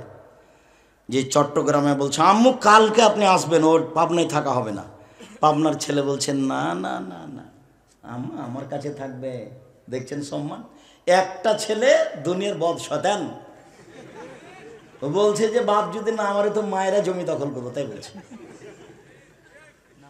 এই পথে যাবেন না। ছেলে মেয়ে বেশি যদি হয় টাকা বেশি হবে, ছেলে মেয়ে যদি বেশি হয় তাহলে দুই একটা মারা যাবে। যেমন আপনারা নিজেরা 10-12 ভাই বোন, 3-4টা মারা গেছে, 2-3 জন মারা গেছে, 5-7 জন আছেন। এইটা বাপের মায়ের জান্নাতের যাওয়ার খুব বড় পথ এবং শক্ত পথ, শক্ত, কঠিন শক্ত পথ। মেয়েরা বাপকে জাহান্নামে যেতেই দিবে না 3 জন। তো 2 জনের ব্যাপার আল্লাহ রাসূল বলেছেন, মান আলা জারিয়াতাইনে, কেউ যদি 2টা মেয়ের লালন পালন করে হাত্তা তাবলুগা, বড় হওয়া পর্যন্ত, বিবাহ দেওয়া পর্যন্ত, ফাহুয়া আনা ফিল জান্নাতে হাকাজা, তাহলে সেই পিতার আমি জান্নাতে এইভাবে থাকবো। সুম্মা সারা বিসাবাব অলস্তা, মধ্যমা আঙ্গুলে জমা করে দেখালেন। তর্জনী আর মধ্যমা যেভাবে জমা ধরে আছে, এই 2টা মেয়ের সাথে ভালো আচরণ করে যেই বাপ লালন পালন করেছে, সেই পিতার আমি মুহাম্মদ সাল্লাল্লাহু আলাইহি সাল্লাম জান্নাতে এইভাবে থাকবো। 10টা ছেলে লালন পালন করলে এক নেকি হবে না। তারপরে এইসব পড়াবো কেন? জন্ম দিয়েছেন এই জন্য, নইলে যা পাপ করবে সব আপনার, যা পাপ করবে সব আপনার। খুব শক্ত হতে হবে ছেলে মেয়ের উপরে। মেয়ে লালন পালন করেন খালি জান্নাত, নগদ জান্নাত। মেয়ের সাথে সদাচরণ, কোনো সময় মেয়ের সাথে খাস্টা মেস্টা আচরণ করবেন না, মেয়েকে মারতে যাবেন না। মেয়ে বের হয়ে চলে গেলে মন খারাপ করবেন না, গিয়ে বিবাদ দিয়ে দেন। রাগ করে যে কয়েক ঘন্টা আছেন সেই কয়েক ঘন্টা বিপদ। মেয়েকে বিশ্ববিদ্যালয় ভাবে পড়াতেই হতো না, আর ডাক্তারি শিখাবেন মেয়েকে। মাথার বুদ্ধি তো ভালো, কিন্তু ডাক্তারের, মহিলা ডাক্তারের ব্যবস্থা না থাকলে হবে? আপনি খোঁজ খবর নিয়ে দেখেন তো, অনেকগুলি ছেলের সাথে আপনার মেয়েও থাকে। উলঙ্গ অবস্থায় মেয়েটাকে ফেলে রাখা হয়েছে, অপারেশন করবে সেই জন্য। আপনার মেয়েও আছে, তার বন্ধু বান্ধব আছে, তারা হাসি মজাক করছে, এর নাম শিক্ষা। আপনি ভালো জায়গাতে দিয়ে মেয়ে ডাক্তারি করান, ব্যবস্থা না থাকলে নেই তো নেই। পুরুষ ডাক্তারদের চিকিৎসা নেওয়া যাবে, হাদিস বুখারী মুসলিম।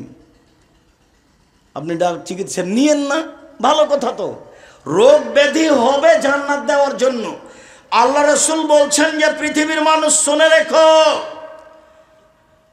শুনে রেখো, আমি তোমাদের 3টা কাজের কথা বলি, তাতে পাপ মিটে যাবে, মান বেড়ে যাবে। পাপ মিটে যাবে, মান বেড়ে যাবে। পাপ মিটে যাবে, মান বেড়ে যাবে। 1, পায়ে হেঁটে মসজিদে গেলে। 2, সুন্দর করে ওযু করলে। 3, মসজিদে বসে বসে সলাতের পরে জিকির আজকার করলে। পাপ মিটে যাবে, মান বেড়ে যাবে। পাপ মিটে যাবে, মান বেড়ে যাবে। এই কথা বলার পরে বলছেন, আরে শোনো, ওয়াকানা মিন খাতিতাকা ইমরালাতাত উম্মুহু, লোকটা হয়ে যাবে সেই দিনের মতো যেদিন তার মা তাকে জন্ম দিয়েছে, নিষ্পাপ হয়ে যাবে। মসজিদে বসে বসে তাসবিহ তাহলিল করলে, পায়ে হেঁটে মসজিদে গেলে, সুন্দর করে ওযু করলে, লোকটা হয়ে যাবে সেই দিনের মতো যেদিন তার মা তাকে জন্ম দিয়েছে, নিষ্পাপ হয়ে যাবে।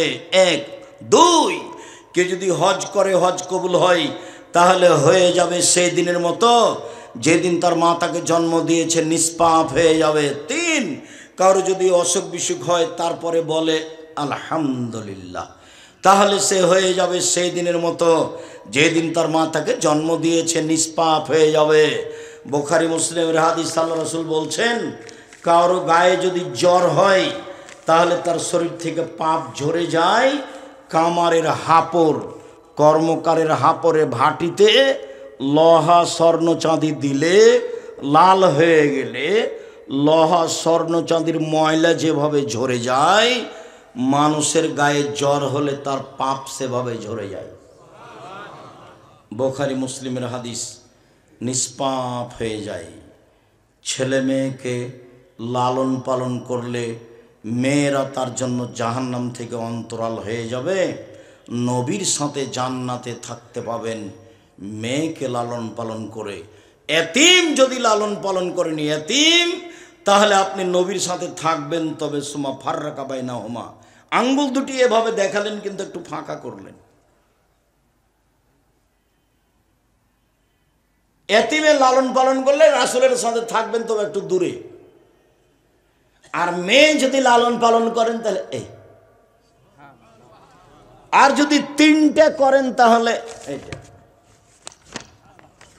বোঝা যায় না? এগুলো আমি বলিনি, এগুলো কে বলেছেন? মুহাম্মদ সাল্লাল্লাহু আলাইহি সাল্লাম বলেছেন।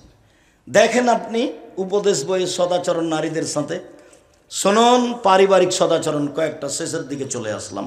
পারিবারিক সদাচরণ। আয়েশা রাদিয়াল্লাহু তাআলা আনহা বলেন, রাসূল সাল্লাল্লাহু আলাইহি সাল্লাম, আমি একটা গিলাসে পানি পান করে রাসূলের হাতে দিতাম। ওয়ানা হাইজ, তখন আমি ঋতুবতী। ফায়াদাও ফাহু ফি মাওদি ফিয়া, দেখি তিনি গিলাসটা হাতে করে ওইখানে মুখ লাগিয়েছেন যেখানে মুখ লাগিয়ে আমি পানি পান করেছি। স্ত্রীর সাথে সদাচরণ।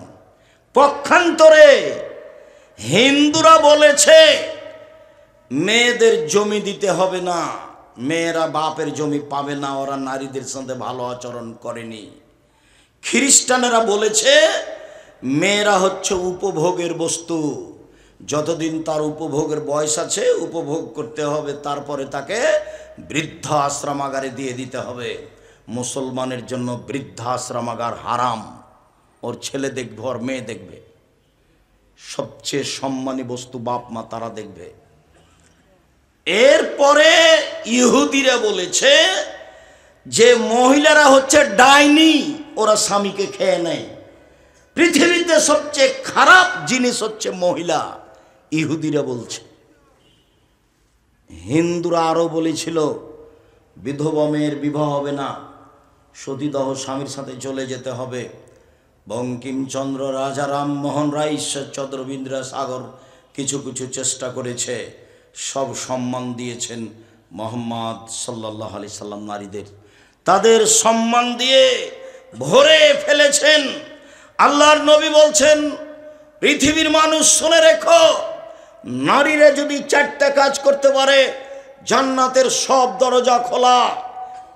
1, 5 ওয়াক্ত সালাত, 2, রমজান মাসে রোজা, 3, স্বামীর সাথে ভালো আচরণ, তিতা লাগলেও মিঠা লাগলেও, 4, জেনায় লিপ্ত না হওয়া, জান্নাতের সব দরজা খোলা। সবটাই। 1, 5 ওয়াক্ত সালাত, 2, রমজান মাসে রোজা, 3, স্বামীর সাথে ভালো আচরণ, 4, জেনায় লিপ্ত না হওয়া, জান্নাতের সব দরজা খোলা। এরকম সুযোগ পুরুষ মানুষের নেই, কিয়ামত পর্যন্ত হবে না। আরো শোনেন, 1, আর নবীও ফিল জান্নাহ, নবীগণ জান্নাতে যাবেন। 2, আর শহীদ ফিল জান্নাহ, শহীদেরা জান্নাতে যাবে। 3, ও সিদ্দিক ফিল জান্নাহ, সত্যবাদীরা জান্নাতে যাবে। 4, আর নিসা মিন আহলিল জান্নাহ, মহিলারা জান্নাতে যাবে। এই কথা বলে আল্লাহ রাসূল থামলেন না, আর একটু বললেন, হ্যাঁ, তবে ওই সব মহিলা যারা স্বামীর সাথে ভালো আচরণ করে, কোনো সময় স্বামী রাগ করলে হাত ধরে বলে, যতক্ষণ পর্যন্ত আপনি খুশি না হবেন ততক্ষণ পর্যন্ত আমি কোনো কিছু খাবো না, এই মহিলা জান্নাতি নারী। আল্লাহ রাসূল বলেন, খায়রুন নিসা, মহিলাদের মধ্যে সবচেয়ে ভালো মহিলা 1, স্বামীর সাথে কথা বললে হাসি মুখে বলে, 2, স্বামীকে মেনে চলে, স্বামীর সাথে ভালো আচরণ করলে আদেশ করলে মান্য করে, 3, স্বামী বাড়িতে না থাকলে নিজেকে হেফাজতে রাখে, স্বামীর সম্পদ এবং নিজেকে কারোর সাথে মোবাইলে কথা বলে না, নিজেকে কারোর কাছে বিলিয়ে দেয় না, স্বামী না থাকলে স্বামীর অর্থ সম্পদ নিজের বাপ ভাইকে দিয়ে দেয় না, বন্ধু বান্ধবকে দিয়ে দেয় না। এ হলো সবচেয়ে দামি মহিলা, স্বামীর সাথে ভালো আচরণ। আল্লাহ রাসূল বলছেন চারটে জিনিস আছে যার সব কিছু আছে তার, চারটে জিনিস আছে যার সব কিছু আছে তার, চারটে জিনিস নেই যার কোনো কিছু নেই তার। এক, আলমারাতুস সলেহা, ভালো স্ত্রী যে স্বামীর সাথে ভালো আচরণ করে। দুই, ভালো প্রতিবেশী। প্রতিবেশী কাকে বলে জানেন? প্রতিবেশীর ছেলেটা, আপনার ছেলেটা এভাবে খাওয়ার পানিটা প্লেট থেকে চালিয়ে দিয়েছে, আর প্রতিবেশীর দেওয়ালে গিয়ে লেগে গেছে, এই যে লেগে গেল। তিন, আলমারকাবুল হানি, একটা ভালো গাড়ি, যে গাড়ির চাকা নষ্ট হয় না, যে সাইকেলের চেন পড়ে না, যেই গরু ঘাড়ে জোয়াল দিয়ে ফেলে দেয় না। ভালো বাহন, ভালো বাহন যার সুখময় জীবন তার। চার, আল বাইতুল ওয়াসে, প্রশস্ত ঘর, অন্তত মেহমান যে ঘরে বসবে সেই ঘরটা বড় করবেন। আর বহু পুরাতন কথা এখানে বলে রাখলাম একটা, বাপের স্বভাবে ফিরে যাবেন চিরদিন। বাপের স্বভাবে। আব্দুর রাজ্জাক সাহেব, বাপের স্বভাব মানে কেন? আপনার আব্বা ইশার সলাত আদায় করে যখন মসজিদ থেকে বের হতো তখন দেখতেন মসজিদে ওদিকে ওদিকে ওই দিকটা মুসাফির, ও মুসাফির ভাই বাড়ি কোথায়? ফরিদপুর। কোথায়? ভাঙা। রাতে খেয়েছেন? জি না। চলেন আমার সাথে। তো আপনার আব্বা একটা মুসাফির নিয়েছে, বাড়িতে দুইজন কিষান কামলা আছে, আর আপনারা 10 ভাই বোন, আর আপনার বাপ মা, মোট কতটি হলো দেখেন তো? এতজন মানুষের ভাত রান্না করতো আপনার মা ঢেঁকিতে ধান ভেঙে, একটুকু ভারী লাগেনি। আর আপনার স্ত্রী এখন যেখানে রান্না করে সেখানে আছে ফ্রিজ, সেখানে আছে গ্যাসের চুলা, সব কিছু। রাত 10টার সময় আপনি আমাকে মেহমান হিসেবে নিয়ে গেছেন, বলছেন খালেদা উঠো তো, একটু তরকারি গরম করো তো। তখন বলছে, হ্যাঁ তুমি সময় পাও না, হিসাব করো না, তুমি রাতে মেহমান নিয়ে আসো, তোমার হিসাব থাকে না। আর আপনি মসজিদে খুঁজবেন না কে আছে, খুঁজবেন না, একদিনই ভুলে গেছে।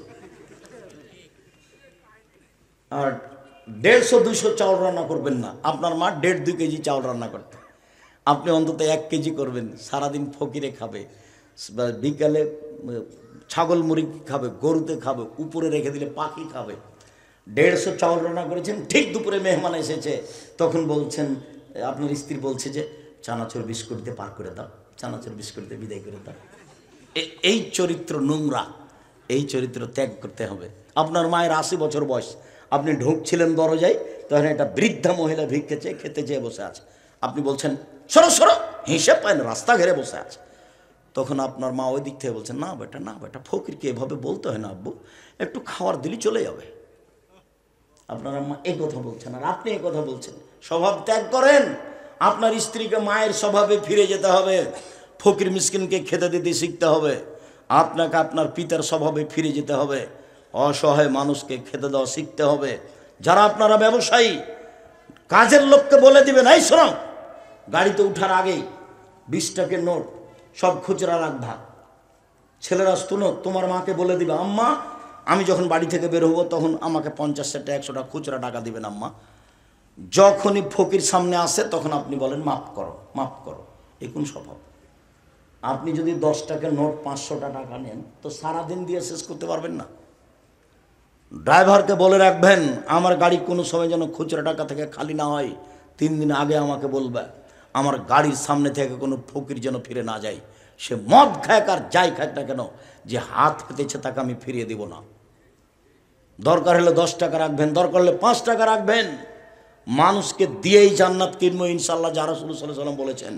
সম্মানিত দিনী ভাই বোন, আবার আমি অনুরোধ জানাচ্ছি, আমার বোনদের বলছি, সম্মানিত দিনী বোন, আপনাদেরকে আমি অন্তর থেকে ভালোবাসি, আপনাদের পরকাল কামনা করি।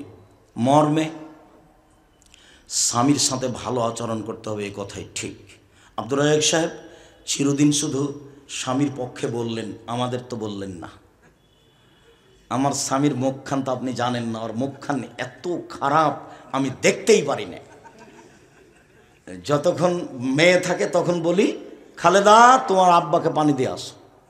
বৌমা যখন থাকে তখন বলি, হামিদা তোমার শ্বশুরকে পানি দিয়ে আসো। কেউ যখন থাকে না তখন 1 গ্লাস পানি নিয়ে সামনে এইভাবে রেখে চলে যায়। আমি তাকাতে পারি না, তার মুখখানে এত খারাপ। এরপরেও আপনি আমার দিনী বোন, আপনাকে আমি বলি, কথা না বলে ঝুলন্ত থাকবেন না। হয় সংসার ত্যাগ করেন, আর না হয় তার সাথে কথা বলেন। সংসার ত্যাগ করতে পারেন, কোনো সমস্যা নেই। কাজের কাছে গিয়ে খোলা তালাক করে নেন, তার কাছে পৌঁছে দেন, 30 দিন পর অন্য জায়গাতে বিবাহ বসেন, কোনো সমস্যা নেই। সাথে থাকলে কথা বলতেই হবে। আর আপনাকে আমি অনুরোধ করে যাচ্ছি, স্বামী হলে 5টা জিনিস লাগে। 1, যে মানের খাচ্ছেন সে মানের খাওয়াবেন। 2, যে মানের পড়ছেন সে মানের পড়াবেন। 3, স্ত্রীকে কটু কথা বলবেন না। ভুলেও বলবেন না তোমার ঠোঁটটা কালো, ভুলেও বলবেন না তোমার রংটা কালো। একবার বললে 10 বছর আপনাকে ভালোবাসবে না।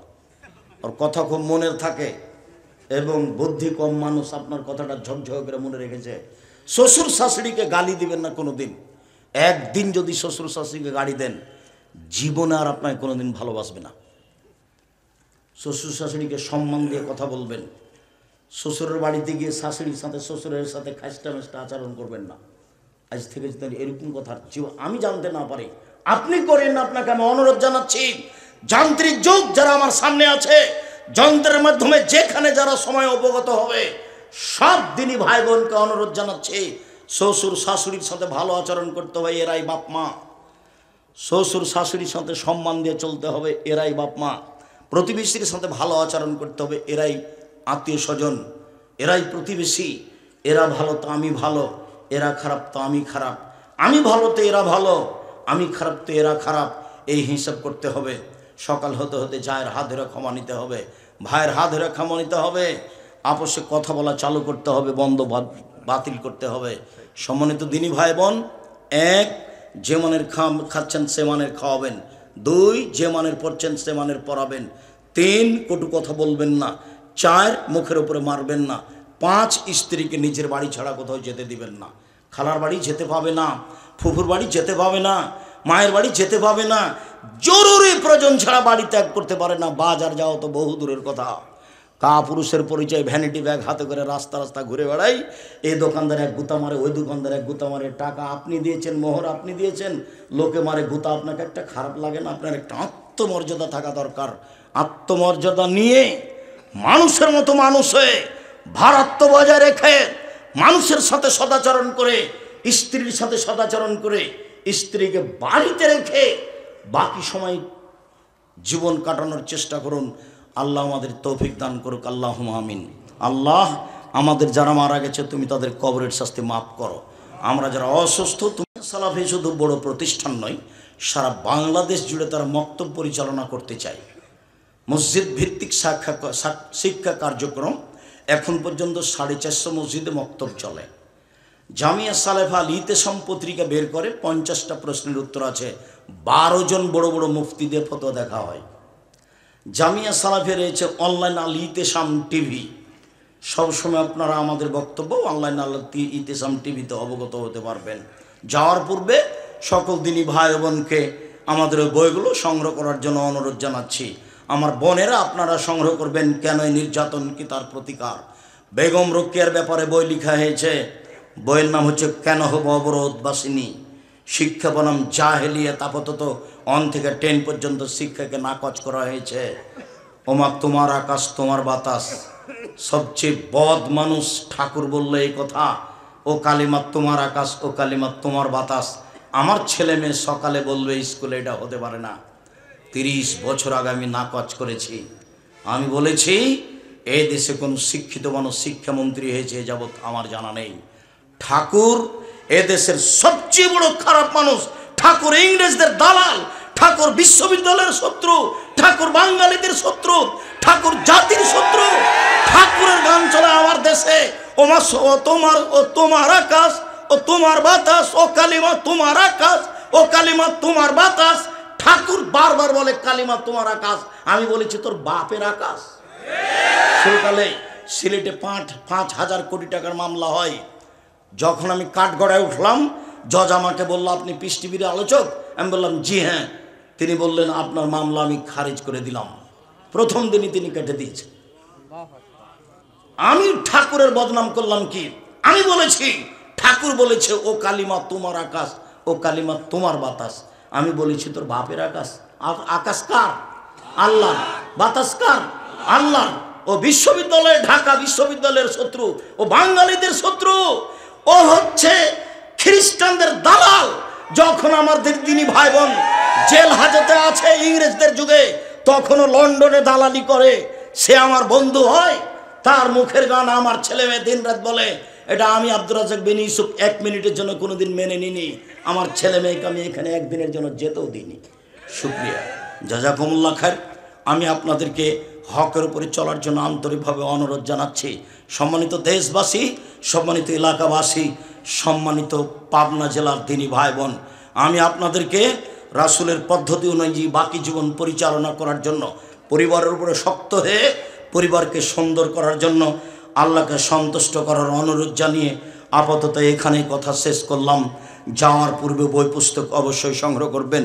এইগুলো জামিয়া সালাফের পক্ষ থেকে বিশেষভাবে ইতিসাম পত্রিকা, জামিয়া সালাফের মুখপাত্র আপনারা নিজেরা পয়সা খরচ করে আল ইতিসাম পত্রিকা বের করেন, লক্ষ লক্ষ টাকা খরচ করে।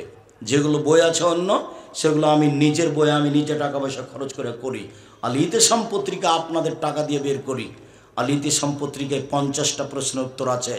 নিজে পয়সা দিয়ে বের করেন, নিজে দেখবেন, লক্ষ লক্ষ টাকা খরচ করেন। আপনি না দেন, আপনার কোনো ভাই দেয়। অতএব 30 টাকা দিয়ে পত্রিকাটা নিয়ে যাওয়ার চেষ্টা করবেন। আল্লাহ তৌফিক দান করুক, আল্লাহুম্মা আমিন। আব্দুর রাজ্জাক সাহেব, হুজুর, আমার প্রশ্ন হলো, মহিলাদের ইতিকাফে বসার সঠিক নিয়ম কি? মহিলারা জুমা মসজিদে যাবে ব্যবস্থা থাকলে, না থাকলে যাবে না, ইতিকাফ নেই। পাড়ায় একজনকে ইতিকাফ করতে হবে, নইলে পাড়ার লোক গুনাহগার হবে, কথা মিথ্যে।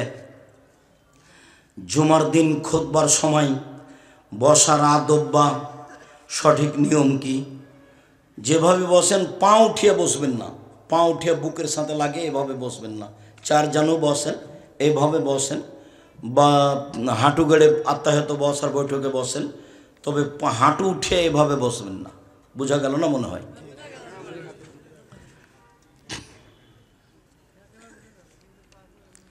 হাদিস অনুসারে যে এক ওয়াক্ত সালাত ত্যাগ করে সেই কাফের। তাহলে যারা মুসলিম পরিবারে জন্মগ্রহণ করে, যারা সালাত অস্বীকার করে, তারা কাফের। যারা শয়তানি করে পড়ে না, পড়বো কাল পড়বো আজ পড়বো দিয়ে মরে গেছে, এ হলো বড় পাপী।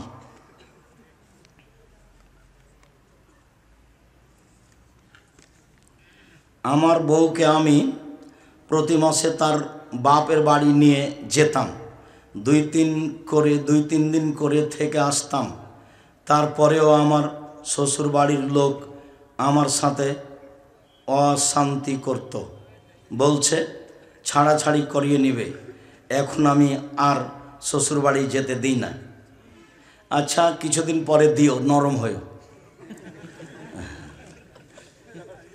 বিয়ের ক্ষেত্রে আল্লাহর দিনদার দেখতে বলেছেন। আবার বিয়ে করার সাথে, বিয়ে কার সাথে হবে তা আগে থেকে লিখিত দিন তারিখ ঠিক করে রেখেছেন। হ্যাঁ, আল্লাহ তো বলছেন যে তুমি তোমার পছন্দ মতো বিবাহ করো। তাহলে হাজার হাজার লাখ লাখ পাবনাতে মেয়ে সবচেয়ে সুন্দরী বিবাহ করবো, ওটা ভাগ্য। দেখতে দেখতে একটা কালো মেয়ে, তুমি তোমার মাকে বলবে, আম্মা এই মেয়েটা কালো হলো, তার চালচলন ভালো, এটাই নেওয়া হোক।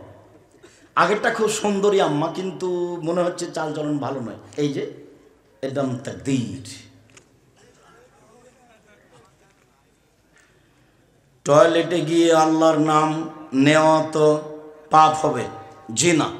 আল্লাহুম্মা ইন্নী আউযু বিকা মিনাল খুবুসি ওয়াল খাবাইস বলে বসলেন, গোফরানাকা বলে উঠলেন, এই পর্যন্ত কোনো তাসবিহ তাহলিল জিকির হবে না। টয়লেটে ঢুকে আপনি বলতে পারেন, টয়লেটে ঢুকে আপনি বিসমিল্লাহ বলে ওযু করবেন, ওযু শেষে দোয়া পড়বেন, কোনো সমস্যা নেই। নিষেধ কোন সময় পর্যন্ত বলেন তো? বসা থেকে নিয়ে উঠা পর্যন্ত। এখনকার টয়লেট তো আপনার শহর ঘরের চেয়ে সুন্দর। নাভির নিচের লোম যদি 40 দিনের কাটা না হয়, আল্লাহর নবী বলেছেন আঙ্গুল নখ ছোট করতে হবে, বগলের লোম উঠিয়ে ফেলতে হবে, নারী পুরুষ একই হুকুম। নিচের লোম পরিষ্কার করতে হবে, ঊর্ধ্বে টাইম 40 দিন করতেই হবে, নইলে গুনাহগার হবে। নারী পুরুষ একই হুকুম, যেভাবে সহজ, যেভাবে সম্ভব।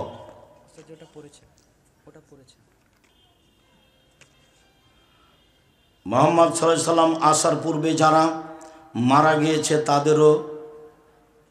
তাদেরও কি আমাদের মতো প্রশ্ন করা হয়েছিল? হ্যাঁ, তাদের নবী অনুযায়ী হয়েছিল। আমাদেরটাই আমরাকে যেটা জিজ্ঞাসা করা হবে সেটাই জিজ্ঞাসা করা হবে, এ কথা আল্লাহ রাসূল স্পষ্ট করে বলেননি। আমার শ্বশুর শাশুড়ির আমার বিয়ের আগে আলাদা হয়েছে। আমার বিয়েতে শুধু শাশুড়ি ছিল, বিয়ে কি জায়েজ? কেন, তোমার চার শ্বশুর ছিল না? তোমার চার শ্বশুর থেকে না থাকলে বিবাহ আবার পড়াতে হবে। আর না হলে দেখো, তোমার শ্বশুর যদি না থাকে তাহলে ওই মেয়ের আর ভাই আছে নাকি, তারা মেম্বার চেয়ারম্যান তো অনেক পরে। ওরা তো অমুসলিমের যখন কেউ অভিভাবক নেই তখন সরকারি নেতা অভিভাবক, তখন ফুফাতো ভাই হতে পারবে না, নিজের ভাই চাচারা হতে পারবে, দাদারা হতে পারবে, নাহলে নিজের বংশের মধ্যে আসতে হবে। এশার সালাতের পরে বেতের সালাতের সময় যে হাত তুলে দোয়ায়ে কুনুত পড়া হয়, এই হাত তুলে দোয়া করা সহি হাদিস আছে কি? আছে, হাদিস গ্রহণযোগ্য। মাঝে মধ্যে উঠাবেন, কোনো দিন দোয়ায়ে কুনুত পড়লেই হাত উঠাতে হবে, এই নীতি বাতিল। কেউ যদি কোনো দিন দোয়ায়ে কুনুত পড়তে চায় তাহলে বেতের সালাতে পড়বে, বেতের পড়লেই কুনুত পড়তে হবে এই কথা ঠিক নয়। কেউ যদি কোনো দিন দোয়ায়ে কুনুত পড়তে চায় তাহলে বেতের সালাতে পড়বে, হাত তুলেও পড়তে পারে, হাত বেঁধেও পড়তে পারে, দুটাই সহিহ হাদিস। কেউ যদি কোনো দিন দোয়ায়ে কুনুত পড়তে চায় তাহলে বেতের সালাতে পড়বে। দোয়ায়ে কুনুত পড়ে না 2-4 মাস পড়ে না, আল্লাহ রাসূল শুধু রমজানে পড়তেন। সংবিধান পরিবর্তন করে অনেক মসজিদে দেখা যায় কিছু মুসল্লি দাঁড়িয়ে সালাত আদায় করার সক্ষমতা থাকা সত্ত্বেও চেয়ারে বসে থাকলে তো অর্ধেক নেকি হবে, নিয়মিত বসলে সালাতই হবে না। ইমামের যারা একেবারেই অক্ষম তাদের কথাটি ভিন্ন, তবু শরীরের গতি অনুযায়ী পড়া ভালো, না পারলে নিরুপায় চেয়ার। ইমামের পিছনে সূরা ফাতিহা কখন পড়ব? পিছে পিছে পড়বেন, আগে ও যাচ্ছে আর পিছে পিছে পড়তে থাকবেন।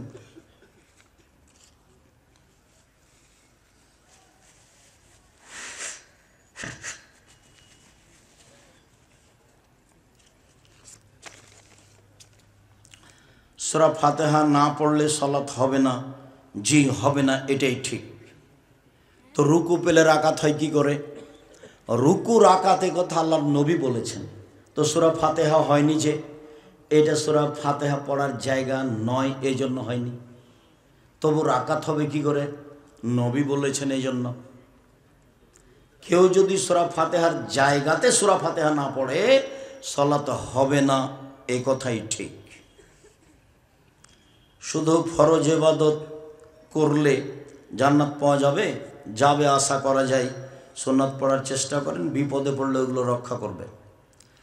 সন্তানকে সুন্নতে খাতনা দিয়ে অনুষ্ঠান করা যাবে না।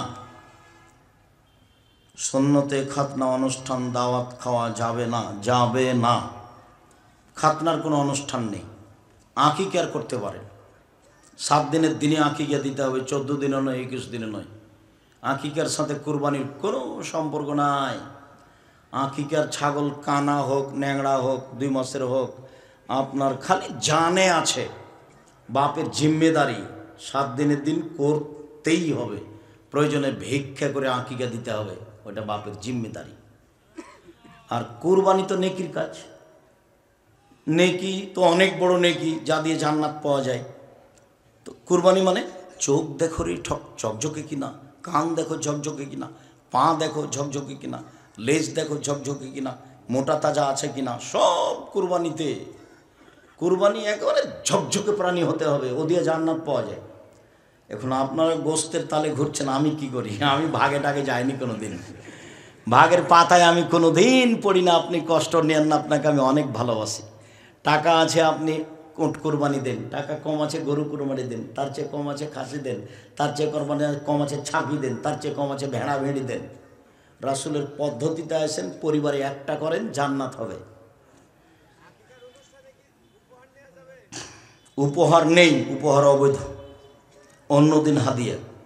কোনো মহিলা যদি অজু করে অন্য পর পুরুষের সামনে বেপর্দার সহিত দেখা করে তাহলে তার অজু থাকবে?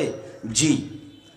মাথা থেকে কাপড় পড়ে গেলে অজু নষ্ট হয় না, বাচ্চাকে দুধ খাওয়ালে অজু নষ্ট হয় না, হাঁটুর উপরে কাপড় চলে গেলে অজু নষ্ট হয় না, কুকুরে কাপড় ছুঁয়ে নিলে অজু নষ্ট হয় না, গোসলখানায় পরনের কাপড় খুলে রেখে আর একটা পরলে অজু নষ্ট হয় না।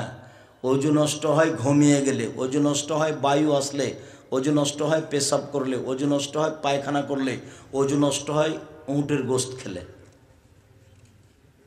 মুক্তিযুদ্ধে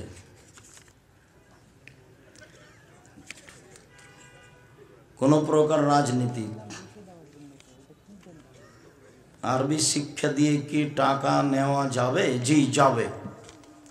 এগুলো তো অনেক লম্বা। মাঝে মাঝে সালাতের মধ্যে আল্লাহ রাসূল সাল্লাল্লাহু আলাইহি সাল্লাম নিয়ে খারাপ চিন্তা ও খারাপ ভাবনা হয়, নাউজুবিল্লাহ পড়বেন, যতবার আসবে নাউজুবিল্লাহ মিন জালিক, নাউজুবিল্লাহ মিন জালিক। সালাতের মধ্যে রাফুল ইয়াদান বা হাত উত্তোলন সম্পর্কে জি সব সহিহ হাদিস।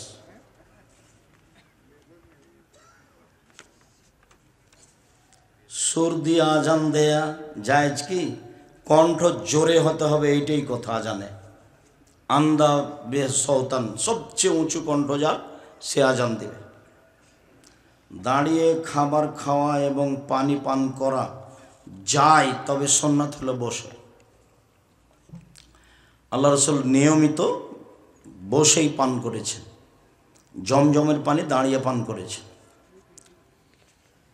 স্ত্রীর সাথে মিলনের সময় শারীরিক সময় বাড়ানোর জন্য ঔষধ খাওয়া জায়েজ কি না? এগুলো তোমাদের পারিবারিক বিষয়, এগুলো জিজ্ঞাসা করো কেন? আমি যদি অনলাইনে একটি ওয়েবসাইট তৈরি করে দিই, সেই ওয়েবসাইটে যদি অন্য কেউ কোনো খারাপ ভিডিও ছাড়ে বা ওই ওয়েবসাইটে দিয়ে খারাপ কিছু করে, তোমার নিয়তে না থাকলে হলো, তবে এগুলো থেকে বেঁচে থাকার চেষ্টা করবেন। শুকরিয়া, জাযাকুমুল্লাহ খায়ের। আমি সকল দিনী ভাই বোনের সার্বিক কল্যাণ কামনা করে, দেশবাসী এলাকাবাসীর কল্যাণ কামনা করে বলে, আল্লাহ তুমি আমাদের এ দেশে নিরাপদে বসবাসের সুযোগ করে দাও।